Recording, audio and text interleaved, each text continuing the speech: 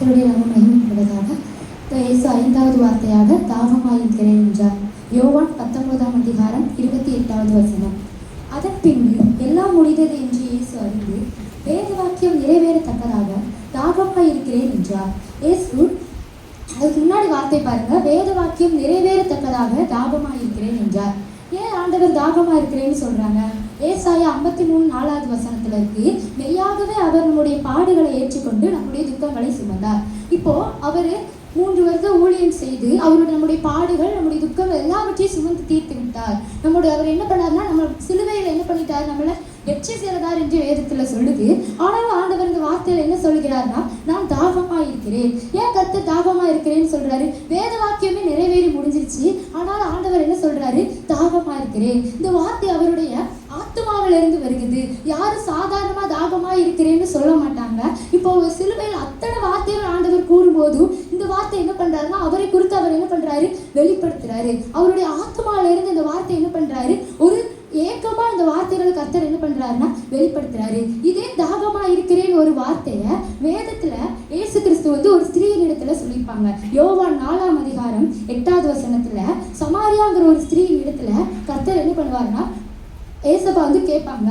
யோவான் 4:8, அப்பொழுது சமாரியா நாட்டாளாகிய ஒரு ஸ்திரீ தண்ணீர் மொள்ள வந்தார். ஏசு அவளை நோக்கி தாகத்துக்கு தா என்றார். ஏசையா இந்த சமாரியா ஸ்திரீயின் இடத்துல எனக்கு தாகத்துக்கு தா என்று கேட்கணும்? ஏன் அவர் தேடி வந்தது யாருன்னு சொன்னாங்க?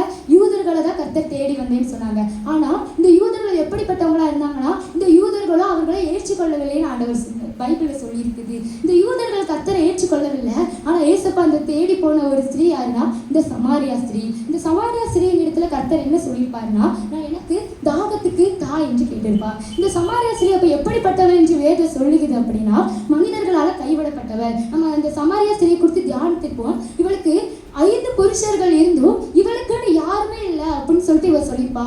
எனக்கு இருக்கிறாங்க, ஆனா இப்ப இருக்கிறவங்களும் எனக்கு என்ன புருஷன் இல்லை அப்படின்னு சொல்லிப்பாங்க. அப்போ இந்த ஸ்திரீ எப்படிப்பட்டவள் என்று நமக்கு என்ன பண்ணுது? தெரிய வருது. இப்போ இவ என்ன பண்றா? தனிமையா அந்த குளத்துல என்ன பண்றானா, தண்ணீர் மொள்ள வருகிறா.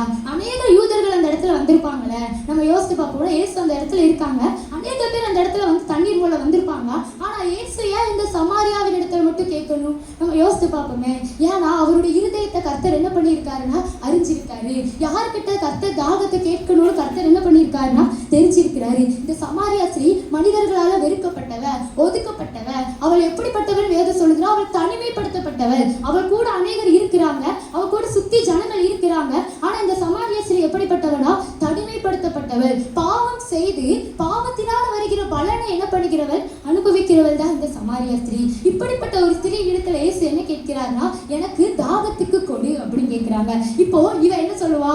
தாகத்துக்கு கொடுனோனையும் இவ என்ன சொல்றானா, அடுத்த வசனத்துல, நீர் யூதனா இருக்க சமாரியா ஸ்திரீ ஆகிய என்னிடத்தில் தாகத்துக்கு தா என்று எப்படி கேட்கலாம்? அதுக்கு முன்னாடி ஒரு வார்த்தை சொல்லியிருக்கு, யூதர்கள் சமாரியாவிடத்துல என்ன பண்ணக்கூடாதுன்னா கலக்கக்கூடாதுன்னு ஆண்டவர் சொல்லி இந்த வேதத்துல சொல்லி இருக்குது. ஏன்னா இந்த சமாரியா ஸ்திரீ, சமாரியா நாட்டுல உள்ளவங்க எப்படிப்பட்டவங்கன்னா ஒதுக்கப்பட்டவங்க. இந்த யூதர்களால ஒதுக்கப்பட்டவங்க தான் இந்த சமாரியா ஸ்திரீகள். அப்போ அதனாலதான் ஆண்டவர் சொல்றாரு, நீர் யூதன் நேசப்பா, ஆனா நீங்க சமாரியா இடத்துல என்னிடத்துல நீங்க எப்படி தாகத்துக்கு தான் நீங்க எப்படி கேட்கலாம் அப்படின்னு சொல்லிட்டு அவ என்ன பண்றானா அர்ப்பணிக்கிறா. நான் பாவியானவ, நான் தனிமைப்படுத்தவ, என் கூட யாரும் அவ்வளவு பேச மாட்டாங்க, என் கூட யாரும் அவ்வளவு என்ன பண்ண மாட்டாங்கன்னா ஃப்ரெண்டா இருக்க மாட்டாங்க. ஆனா நீங்க எப்படி என்கிட்ட உங்க தாகத்தை வெளிப்படுத்தலாம் அப்படின்னு சொல்லிட்டு ஆண்டவர் இடத்துல அவர் கேட்கிறார். அப்ப ஆண்டவர் சொல்றாரு அதுக்கு அடுத்த 10வது வசனத்துல, நீ தேவனுடைய ஈவையும் தாகத்துக்கு தான் என்று உன்னிடத்தில் கேட்கிறவர் இன்னார் என்பதையும் நீ அறிந்தாயானால் நீ அவரிடத்தில் கேட்டிருப்பார். இப்போ அவளிடத்துல அவர் என்ன பண்றாருன்னா தன்னுடைய இரக்கத்தை வெளிப்படுத்துறாரு. நீ தேவனுடைய ஈவனை அறிஞ்சனா நீயே எனக்கு தண்ணீர் கொடுக்க ஏசப்பா நீயே கேட்டிருப்ப. அதான் ஆண்டவர் சொல்றாரு, நான் கொடுக்கிற தண்ணீர் நித்திய ஜீவ காலமா என்ன பண்ணிருக்குன்னா ஊறுகிற ஊற்றா இருக்குன்னு சொல்லியிருக்கிறாங்க. இப்போ இந்த ஸ்திரீயின் இடத்துல ஏன் ஏசப்பா கேட்கிறாங்க தெரியுமா? இந்த ஸ்திரீயின் இடத்துல சொன்னா, இந்த ஸ்திரீயின் இடத்துல தாகத்துக்கு கேட்டா இவளுடைய நிலைமையை நான் வெளிப்படுத்தினேன் அப்படின்னா இவ உடனே வேலையை செய்ய ஆரம்பிச்சிருவா. அதுக்கப்புறம் அதுக்கு அடுத்த வசனங்கள்லாம் நம்ம படிச்சோம்னா அவன் எப்படிப்பட்ட நிலைமை, அவர்களுடைய இருதயத்தை ஏசப்பா என்ன பண்ணுவாங்கன்னா வெளிப்படுத்துவாங்க. உன் புருஷனை அழைத்து கொண்டு வான்னு சொல்லுவாங்க. ஆனா அவ என்ன பண்ணுவா? எனக்கு இல்லை ஏசப்பா, யாருமே எனக்கு இல்லை அப்படின்னு சொல்லிட்டு தேவனிடத்துல என்ன பண்ணுவா? தன்னை ஒப்பு கொடுப்பா. தன் இருதயத்தை என்ன பண்ணுவா? தேவனிடத்துல வெளிப்படுத்துவா. இவ வெளிப்படுத்த இவ என்ன பண்றானா ஏசப்பா கூட இணைய ஆரம்பிச்சிட்டா. இந்த ஏசப்பா என்ன பண்றாங்கன்னா தன்னை என்ன பண்ண ஆரம்பிச்சிட்டாங்க, வெளிப்படுத்த ஆரம்பிச்சிட்டாங்க. இவ வெளிப்படுத்துறோனையும் இயேசுதான் மேசியா என்று இவ அறிந்து கொண்டாள். கிறிஸ்துவ சொல்லி இவ கேள்விப்பட்ட ஒரு ஸ்திரீ தான். ஆனா அந்த கிறிஸ்துவை இவ நேரில் பார்த்தோனையும் அந்த கிறிஸ்துவை அவளை தேடி வந்தோனே இவ என்ன பண்ணிட்டானா தன்னுடைய, அதாவது யோவான் 4ஆம் அதிகாரம் 28-29 சொல்லியிருக்கு, தன் குடத்தை வைத்துவிட்டு ஊருக்குள்ள போய் நான் செய்த எல்லாவற்றையும் ஒரு மனுஷன் எனக்கு சொன்னார், அவரை வந்து பாருங்கள், அவர் கிறிஸ்து தானே என்று எல்லாருமே போய் சொல்ல ஆரம்பிச்சிட்டா. ஏசப்பாக்கு தெரியும் இவளிடத்துல என் தாகத்தை நான் வெளிப்படுத்தினேன்னா இவ என்ன பண்ணுவா, உடனே போய் சொல்லுவா. உடனே அவ என்ன பண்றா, அப்படியே அந்த குடத்தை கொண்டு வந்து குடத்தை அப்படியே வச்சுட்டு போயிட்டானா. அப்ப அவளுக்கு அவ எப்படிப்பட்ட சந்தோஷத்துல ஏசப்பா சொல்லியிருப்பா. அவளுக்கு நடந்த அற்புதத்தை என் இருதயத்துல அவரை வெளிப்படுத்துறாரு, நீங்களும் வாங்க அப்படின்னு சொல்லிட்டு அவ என்ன பண்றா, தன்னுடைய தாகங்களை, அவ தன்னுடைய ஏக்கங்களை ஒருத்தர் சொன்னாரு, என்னுடைய தாகத்தை ஒருத்தர் சொன்னாரு, நீங்களா வாங்க அப்படின்னு சொல்லிட்டு அவ என்ன பண்ணிட்டா, தன்னை அர்ப்பணிச்சு அவருடைய வேலை செய்ய ஆரம்பிச்சிட்டா. இப்போ 39வது வசனத்துல அதே அதிகாரம் 39ல சொல்லியிருக்கு, அநேகர் அவர் மேல் விசுவாசம் உள்ளவர்களா ஆனார்கள், அவள் சொன்னது நிமித்தம் அநேகர் அவர் மேல் விசுவாசம் உள்ளவர்களா ஆனார்கள் அப்படி சொல்லியிருக்கு. இப்ப பாருங்களேன், ஒரு ஸ்திரீயை கர்த்தர் தேடி போனார். அந்த ஸ்திரீ எப்படிப்பட்டவ, பாவியான ஸ்திரீ. ஏன் நமக்கு நிறைய நேரத்துல நமக்கு சில ஆத்தும பாரத்தை கொடுப்பாருல்ல, நிறைய நேரத்துல நம்ம சும்மாதான் இருப்போம், ஆனா சில பாரங்களை நமக்கு கொடுத்திருப்பாருல்ல, சம்மந்தமே இல்லாம சில பேர் நம்ம கிட்ட கஷ்டத்தை சொல்லுவாங்கல்ல. ஏன் ஏசப்பா நம்ம கேட்கும் போது ஏன் தெரியுமா கர்த்தர் நமக்கு அதை கொடுக்கிறாரு, கர்த்தர் நம்மளை நம்புகிறார்.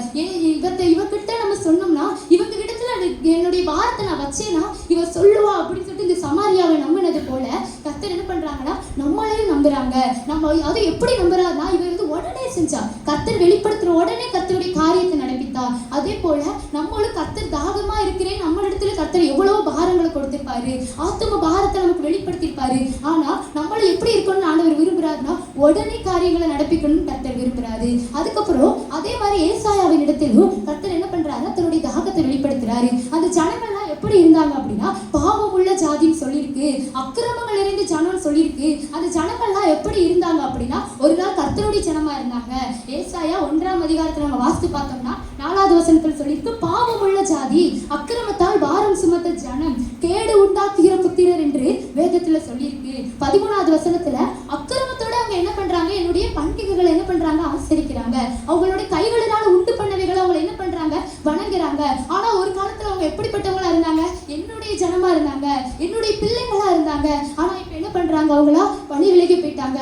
இப்படிப்பட்ட ஒரு ஜனங்கள் இடத்துல ஏசப்பா தேடுறாரு, ஒரு ஏசாயாவை தேடுறார். ஏசாயாவை தேடும் போது ஏசாயாவுக்கு தன்னுடைய தாகத்தை வெளிப்படுத்துறார். எப்படி வெளிப்படுத்துறாரு, அவருடைய தரிசனத்தில் வெளிப்படுத்துறாரு. தரிசனத்தில் வெளிப்படுத்த இவ என்ன செஞ்சானா, நான் அசுத்த உதடுள்ள மனுஷன் என்று ஏசாயா என்ன பண்றாங்க, 6ஆம் அதிகாரம் 5வது வசனத்துல சொல்றாங்க, தன்னை அர்ப்பணிக்கிறாங்க. நான் அசுத்தமானவன், நான் அசுத்த உதடு அதே ஜனங்களின் மத்தியில நானும் வாசமா இருக்கிறவன் என்று கர்த்தத்தை வெளிப்படுத்துறாங்க.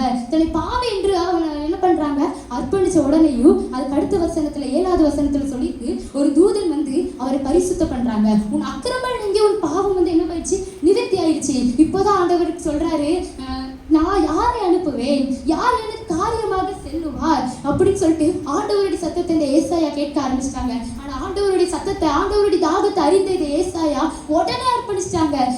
நான் என்னை அனுப்பும், நான் இருக்கிறேன், அடியேன் இருக்கிறேன், என்னை அனுப்பும் சொல்லிட்டு உடனே அர்ப்பணிச்சாங்க. உடனே அர்ப்பணிச்சு இந்த ஏசாயாவை கொண்டு வரும் காரியங்களை கர்த்தர் வெளிப்படுத்தினார். இயேசு கிறிஸ்து வருகை குறித்து, இயேசு கிறிஸ்து வருவார் என்கிற ஒரு காரியத்தை உடனே அர்ப்பணித்த இந்த ஏசாயாவை குறித்து சொல்லுகிறார். அதே போல கர்த்தரும் அநேக காரியங்களை நமக்கு வெளிப்படுத்துவாரு, அநேக பாரங்களை நமக்கு வெளிப்படுத்துவாரு. ஆனா நம்ம என்ன பண்ணணும், இந்த சமாரியாவை போல, இந்த சமாரியா பாவியானவதான், நான் எப்படிப்பா போவேன்னு சொல்லிட்டு தன்னை அர்ப்பணிச்ச, தன்னுடைய பாவத்தை அர்ப்பணித்த ஒரு சமாரியா தான். ஆனா அந்த சமாரியாவை கொண்டுதான் அநேக பேர் விசுவாசம் உள்ளவர்களானார்கள். அந்த ஏசாயாவை கொண்டுதான் அநேக ஜனங்கள் என்ன பண்ணாங்க, பாவத்திலிருந்து மன திரும்ப சொல்ல சொன்னாங்க. அதே போல நம்மளும் நம்ம நாவை கர்த்தருக்கு ஒப்பு கொடுத்தோம்னா, நம்மளே நம்மளுக்கு ஒப்பு கொடுத்தோம்னா ஏசப்பா நம்மளையும் பயன்படுத்துவாங்க. ஆமென்.